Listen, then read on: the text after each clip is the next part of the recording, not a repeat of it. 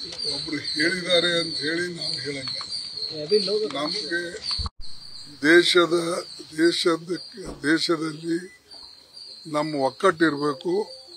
ನಾವೆಲ್ಲರೂ ಸೇರಿ ನಮ್ಮ ವಿರೋಧಿಗಳಿಗೆ, ನಮ್ಮ ಎನಿಮೀಸ್ಗೆ ಓಡಿಸ್ತಕ್ಕಂಥದ್ದು ಮಾಡಬೇಕು.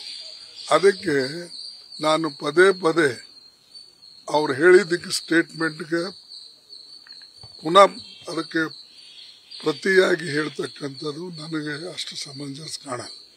ಬಟ್ ಒಂದು ವಿನಂತಿ ಏನಂದ್ರೆ, ಸರ್ಕಾರದಲ್ಲಿದ್ದವರು ಸ್ವಲ್ಪ ಬಾಯಿ ಮುಚ್ಚಿಕೊಂಡು ಇರಬೇಕು ಮತ್ತು ಮೋದಿಯವ್ರನ್ನು ಕೂಡ ಚುನಾವಣೆ ಭಾಷಣ ಬಿಟ್ಟು ದೇಶದ ಬಗ್ಗೆ ಚಿಂತನೆ ಮಾಡತಕ್ಕಂಥದ್ದು ಮತ್ತು ಏನು ಘಟನೆಗಳು ನಡೆದಿವೆ ಆ ಘಟನೆಗಳ ಬಗ್ಗೆ ತಿಳ್ಕೊಂಡು ಮಾತಾಡತಕ್ಕಂಥದ್ದು ಒಳ್ಳೆಯದು. ಈ ಕಡೆ ಅವರು ಒಂದ್ ಕಡೆ ಹೇಳ್ತಾರೆ ನಮ್ಮ ಡೆಲಿಗೇಷನ್ ಹೋಗಿದೆ, ಎಲ್ಲರೂ ಹೋಗಿದ್ದಾರೆ.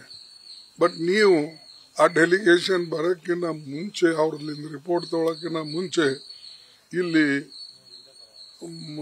ಚುನಾವಣೆ ಭಾಷಣನೇ ಮಾಡ್ಕೊಂಡು ಓಡಾಡಿದ್ರೆ ಇದು ದೇಶಕ್ಕೂ ಒಳ್ಳೆಯದಲ್ಲ.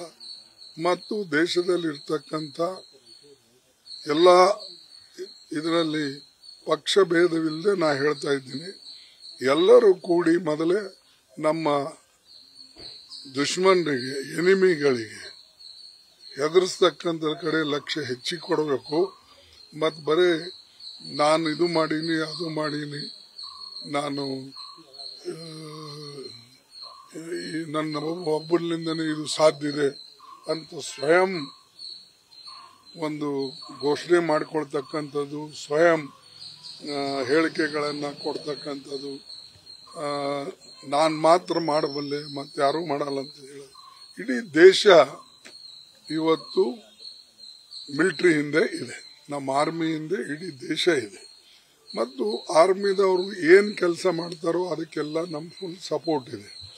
ಇದೇ ಮೋದಿಯವರು ಹಿಂದೆ ಮೊದಲು ಹೇಳಿದ್ರು, ನಾನೇನು ಇದರಲ್ಲಿ ಇಂಟರ್ಫಿಯರ್ ಮಾಡೋದಿಲ್ಲ, ನಾನು ಸಂಪೂರ್ಣ ಅಧಿಕಾರ ನಮ್ಮ ಆರ್ಮಿಗೆ ಕೊಟ್ಟಿದ್ದೇನೆ, ಆರ್ಮಿ ಮುಖ್ಯಸ್ಥರಿಗೆ ಕೊಟ್ಟಿದ್ದೀನಿ.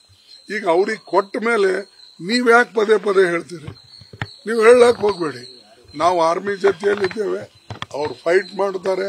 ಅವ್ರಿಗೇನ್ ಕೊರತೆ ಇದ್ರು ಕೂಡ ಸರ್ಕಾರ ಅವ್ರಿಗೆ ಬೆಂಬಲ ನೀಡ್ತಿತ್ತಂದ್ರೆ ಪ್ರತಿಯೊಂದಕ್ಕೂ ಕೂಡ ನಾವು ಮೋದಿ ಅವರು ತಮ್ಮ ಸ್ವಯಂ ಒಂದು ಏನ್ ಹೇಳ್ತಾರೆ, ಅದು ತನ್ನ ಸ್ವಯಂ ಒಂದು ಪ್ರತಿಷ್ಠೆಗೋಸ್ಕರ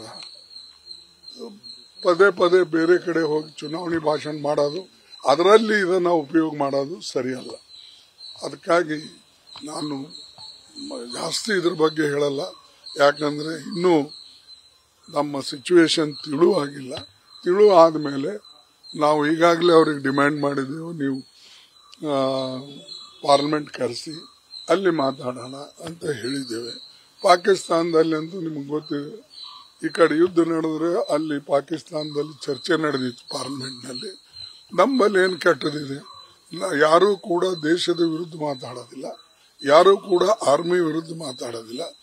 ಆರ್ಮಿ ಇದ್ರೆ ನಮ್ಮೆಲ್ಲರಿಗೆ ರಕ್ಷಣೆ ಸಿಗ್ತದೆ.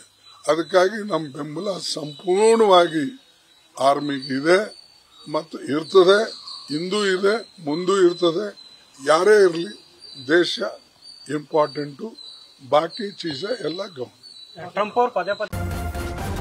ನ್ಯೂಸ್ ಫಸ್ಟ್ ನಿರ್ಭೀತಿಯಿಂದ ನಿಮ್ಮ ಪರವಾಗಿ.